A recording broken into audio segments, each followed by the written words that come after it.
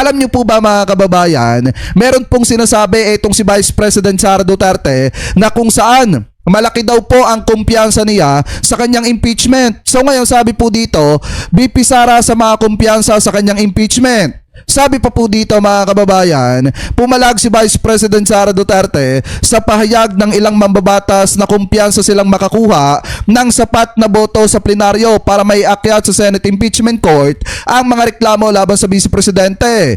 Sabi daw ni Sara Duterte, eto raw, kung ordinary individuals lang yan, like ordinary Filipinos, pabayaan na natin yan. Kasi yan naman yung opinion nila. Yan naman yung damdamin nila. Hindi mo naman mababago ang nararamdaman ng isang tao. Saad po ni Duterte sa isang panayam mula sa pagbisita niya sa The Hague, Netherlands. Sabi pa dito mga kababayan, kung matatandaan nyo, nakakuha po ng over 55 mga kababayan na miyembro ng House Justice Committee ang boto sa committee report kaugnay ng impeachment complaint laban po kay Sara Duterte na kung saan mga kababayan pinagtibay na may probable cause po talaga. So ngayon, pakinggan nyo mismo yung testimonya mga kababayan or yung statement ng ating Vice Presidente na inutil ika nga. So ito, i-play po natin. VP, just to be... Kasi natanong siya dito patungkol po doon sa kanyang impeachment At makikita nyo kay Sara Duterte mga kababayan na tila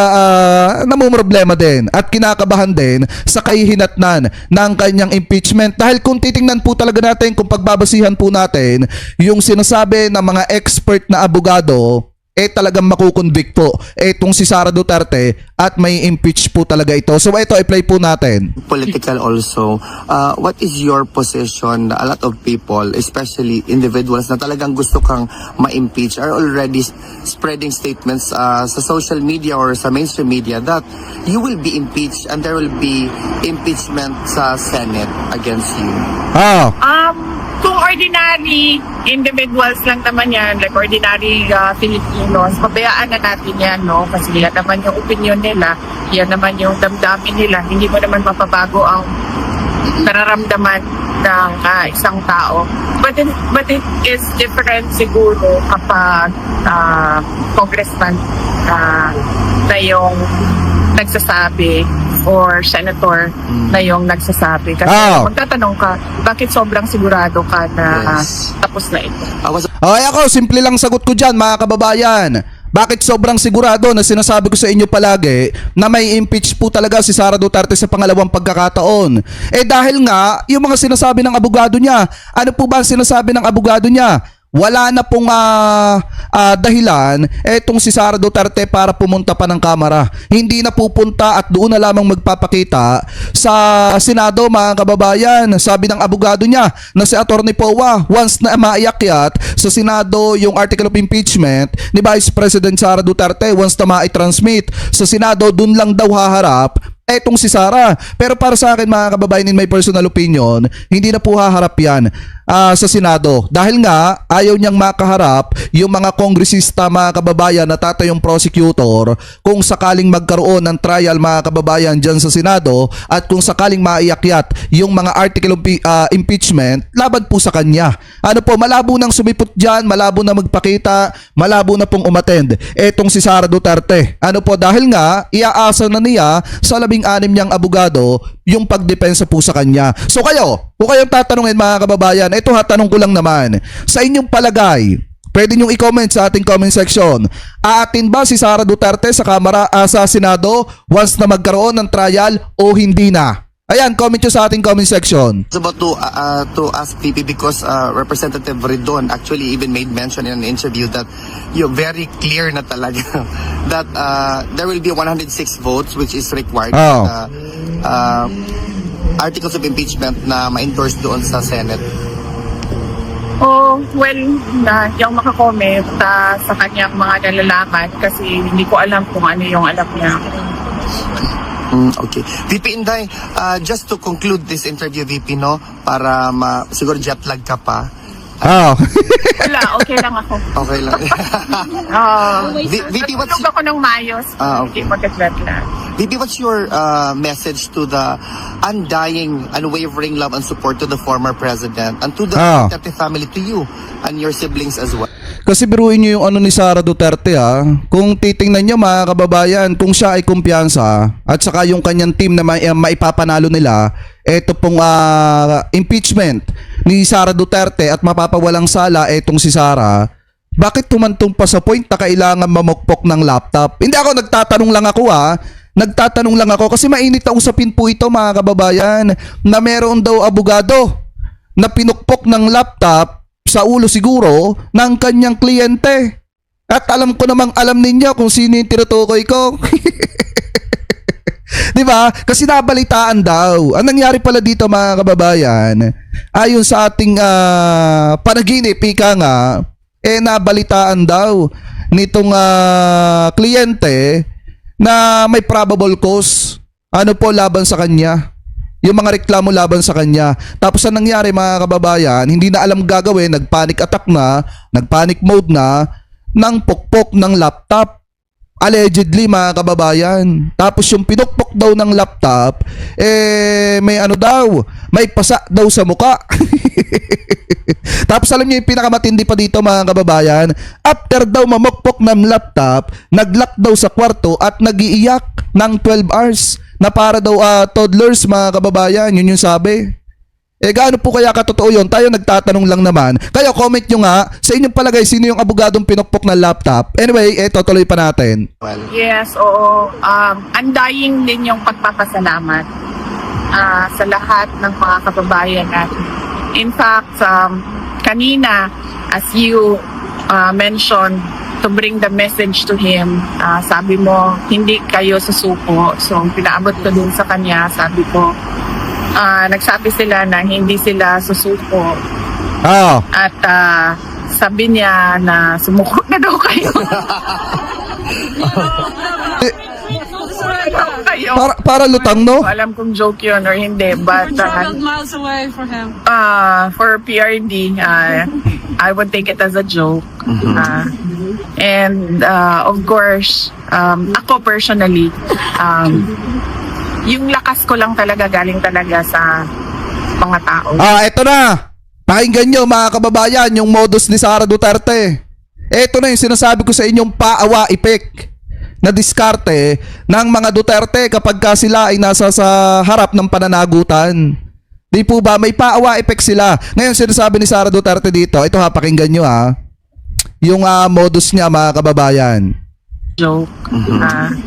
And of course, ako personally, yung lakas ko lang talaga galing talaga sa mga tao. Sa totoo lang, hindi, dapat kasi Sara Duterte sinabi mo dyan, yung lakas mo galing sa Panginoon. Dapat ganun. Kasi wala namang iba makakatulong sa inyo kung hindi ang Diyos. Kung magdadasal kayo. Pero dahil nga galit kayo sa Panginoon at minumura-mura ninyo, binabastos-bastos ninyo, ginagamit-gamit ninyo para sa mga PR ninyo, yan ang ganti sa inyo ng panahon. Pinaparusahan na kayo. Kasi mga kababayan, di ba kung kailan niya lang gusto gamitin ng Diyos, pagka magsisimba, kailangan may picture pa, papa-PR pa mga kababayan.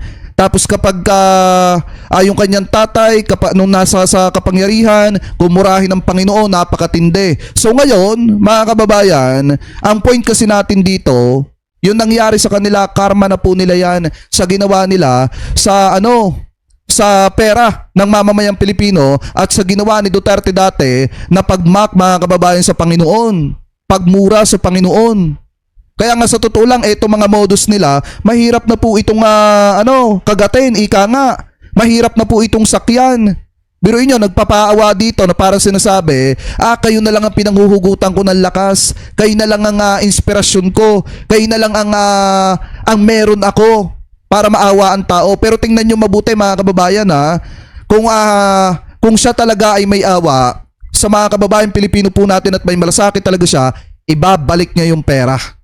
ano po na kinulimbat niya sa kaban ng bayan.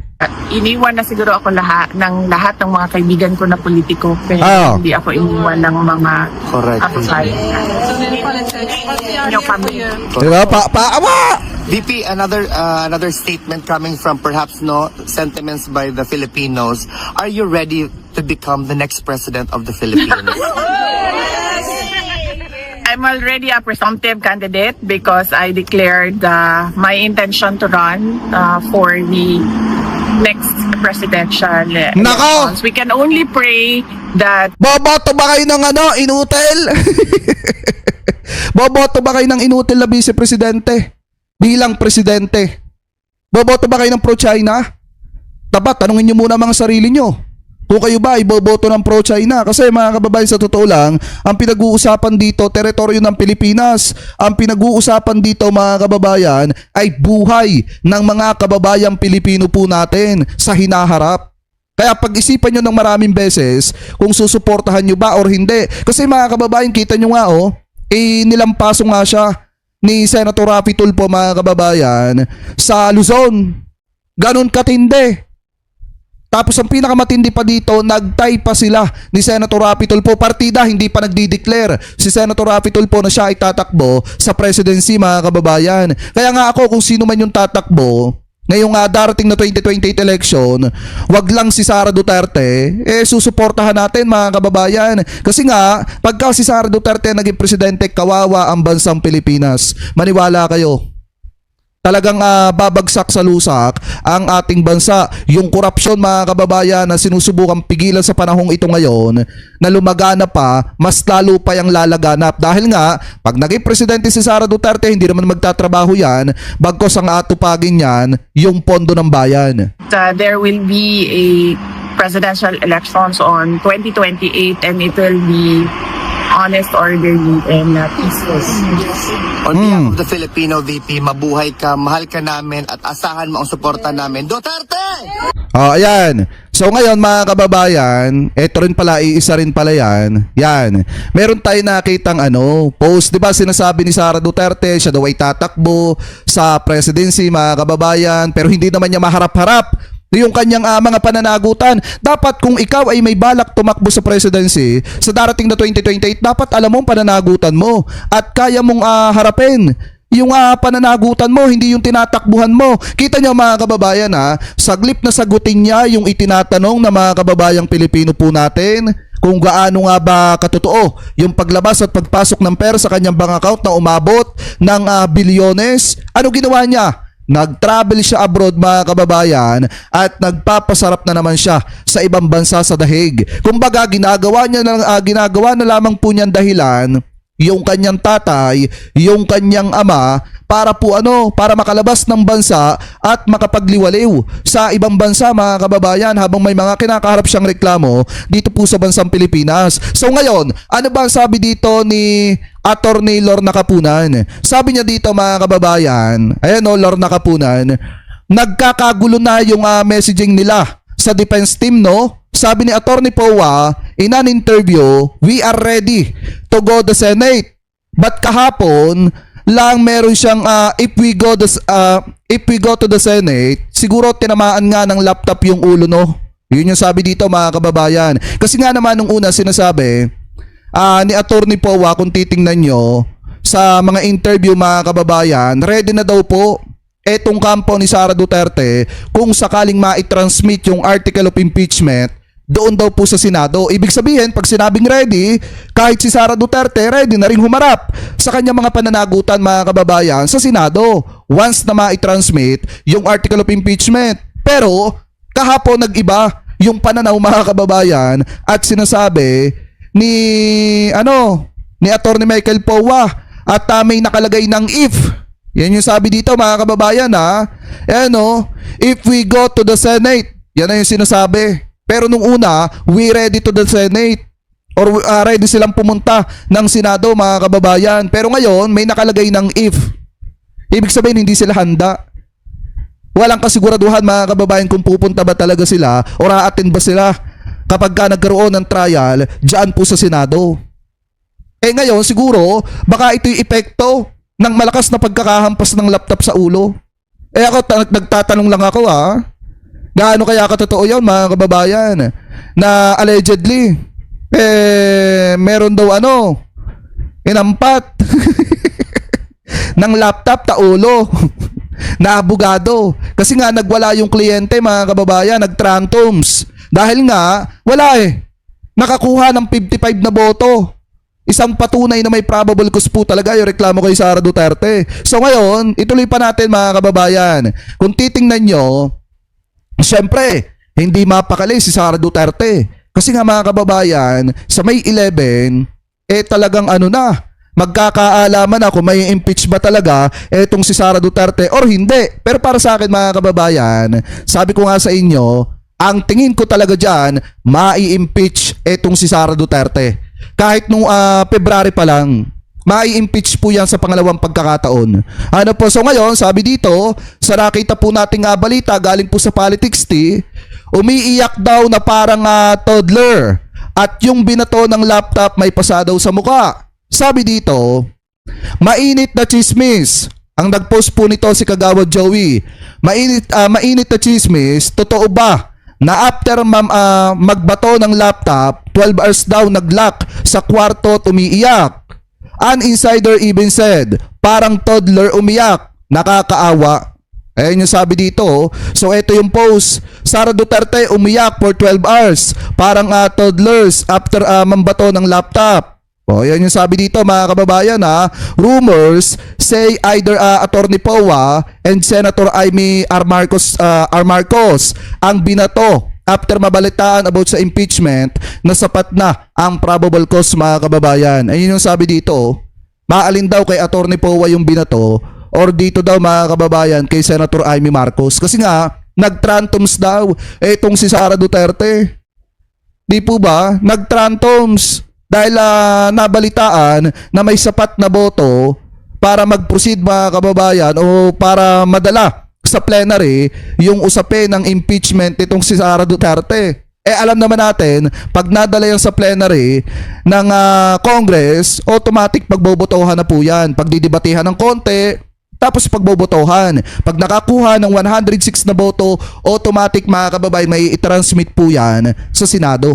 At pag na-transmit sa Senado, alam nyo naman kung ano yung sinasabi ni Tito Sen. Agad-agad magkukonvene ang Senado bilang impeachment court. Ngayon, paano kapag agad-agad nga nagconvene ang Senado bilang impeachment court? Tapos yung grupo ni Sara Duterte, yung kanyang 16 na abogado ay hindi handa para idepensa sa mga kababayan. Kasi nga paiba-iba na ang sinasabi ng kampo ni Sara Duterte. Kaya natataranta na siguro si Sara Duterte kasi nga paiba-iba na ang sinasabi ni Attorney Poa. Nung una handa pumunta ng Senado. Pangalawa mga kababayan, walang kasiguraduhan kung pupunta or hindi. Di po ba? Kaya nga sa totoo lang, di ko rin masisisi. Etong si Sara Duterte, syempre, ikaw ba naman, bumayad ka na napakaraming abogado. Tapos ang ending mga kababayan, yung mga abogado mong binayaran, allegedly, hindi pala mga handa. At hindi ka kayang ipagtanggol. Tapos alam niyo yung pinakamatindi pa dito, nung nabalitaan nila na malaki ang tsansa na makakuha ng sapat na boto, meron po lumabas na balita mga kababayan na kung saan daw may mga kongresista daw po ang nagbaback out at ayaw nang pumirma o ayaw nang maging co-author ng impeachment mga kababayan ni Sara Duterte. Ngayon, meron tayong nakitang balita mga kababayan na kung saan sabi po dito sa UNTV News and Rescue, suporta sa impeachment versus BP Sara, nadagdagan pa ayon kay Chair Luis Tro mga kababayan. Ibig sabihin, saglit na pababa, nababawasan, nadadagdagan pa. O ibig sabihin, parami ng parami yung gustong mag-back up o sumuporta sa impeachment laban po kay Sara. So ito, i-play po natin. Rosalie, anong pananaw ni House Justice Chairperson Luis Tro sa ulat na nababawasan yung bilang ng mga sumusuportang kongresista sa impeachment ni VP Duterte sa Kamara? Ella, nagtataka. Mga kababayan, ito. Press 1 nga. Kung sa palagay ninyo may impeach itong si Sara Duterte sa pangalawang pagkakataon. Press 2 sa nagsasabing hindi. Ayan malaya po kayo makapag-comment. Press 1 sa mga nagsasabi na may impeach etong si Sara Duterte at press 2 mga kababayan sa mga nagsasabing hindi at malabo. Si House Justice Committee Chairperson at Batangas 2nd District Representative Jervy Luistro sa ulat na nababawasan ng bilang ng mga kongresistang sumusuporta sa proseso ng impeachment laban kay Vice President Sara Duterte. Anya, hindi ito ang ipinapakita sa nangyaring botohan sa House panel kaugnay ng pagtukoy ng probable cause sa mga reklamong impeachment at ng aprubahan ng committee report at resolusyong nagtatakda ng articles of impeachment laban sa Vice Presidente. Pakinggan natin ang pahayag ni House Justice Committee Chairperson. Kasi kung titingnan nyo talaga mga kababayan, 55 na yung bumoto eh. Ang kailangan na lang talaga 51 na boto mga kababayan para maiakyat na sa Senado itong mga article of impeachment. Ano po, at yung 51 na yun, napakadali na nun mga kababayan. Representative Jervy Luistro. How can it be decreasing if from 53 naging 55? I think it's increasing, no? With its plain view from 53 to 55, the interpretation should be nag-increase ang support in the Justice Committee. Nadagdagan ng dalawa. I don't know any Kong who is withdrawing his vote or signature from the determination of probable cause and even from our approval of committee report yesterday. So, from my end, I deny that allegation that there are Kongs who are withdrawing their signatures. Gaya nga ng sabi ni Atty. Kapunan, talagang yung mga DD-shit gagawa daw po ng paraan eh. Di ba? Yung mga DD-shit supporter, yung mga DD-shit vlogger, nakaaliyado ni Sara Duterte, gagawa ng paraan yung mga trolls para daw po ilihis yung usapin ng impeachment ni Sara Duterte. At para sabihin mga kababayan, hikayatin ng taong bayan na wag kayong maniwala dyan sa ginagawang yan ng House Justice Committee. Ang problema, saglip nga na pababa. Kita nyo po ba yung nangyari from 53 naging 55 mga kababayan? Ibig sabihin, patuloy yung pagdami ng suporta para ma-impeach etong si Sara Duterte. Kaya nga ako, malakas ang loob ko sabihin sa inyo ng paulit-ulit na sa pangalawang pagkakataon mga kababayan, maniwala man kayo or hindi, mai-impeach po talaga yan. Ano po, mai-impeach po yan sa Kamara. Dahil sa unanimous vote sa House Justice Committee, lulusot ang impeachment ni VP Duterte hanggang sa plenaryo ng Kamara. Samantala, target na ngayong araw na maipadala ang kopya ng committee report at resolusyong articles of impeachment sa respondent o ang Vice Presidente, complainants at lahat ng House members. Ito ay oras na maisama sa order of business ng plenary session ng Kamara ngayong araw ang ulat at resolusyon. Grabe no? I anticipate that today, nag-uumpisa na ang transmittal nitong mga documents na ito. That includes the committee report, the resolution, the articles of impeachment to the justice members, the respondent vice president, and even to the complainant. Aga, inirekomenda ng House Justice Committee na ma-impeach si VP Sara sa 4 na articles of impeachment. Partikular na ang maling paggamit ng confidential funds, hindi maipaliwanag na yaman, bribery, graft and corruption, at matinding pagbabanta. Balik sa'yo, Ella. Maraming salamat, Rosalie Coz. Ayan mga kababayan maliwanag na sinasabi dito na saglip na mabawasan o bumaba yung suporta para po sa impeachment ni Sara Duterte gaya na ipinapakalat ng mga taga-suporta ni Sara Duterte, nadadagdagan pa mga kababayan. Kasi nga kung pagbabasihan po natin yung katotohanan, from 53 naging 55. Ano po yung nakuhang suporta mga kababayan ng Committee on Justice para masabing may probable cause or may sapat na basihan mga kababayan at may probable cause ito pong reklamo labang kay Sara Duterte at para maiakyat na sa plenary, mapagbotohan na at pag nakakuha ng 1/3 na boto, mai-transmit na sa Senado at ang Senado ang gagawin, magkukonvene agad-agad.